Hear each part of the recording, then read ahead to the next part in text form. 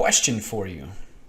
What is this? If you said playground, you are correct. But that's not actually my question. What is this? Did you say slider? If you said slider, sorry, you are incorrect. If you said slide, you are correct. Let me explain. What is this called? This is called a blender. How about this? This is called a ladder. And this is called a computer. Then we have a trainer or coach, engineer, and a waiter. What's going on here? The idea is that we add ER to change a verb to a noun. Something or someone. So for some examples, we have wait, which is a verb, becomes waiter, or somebody who waits. Train,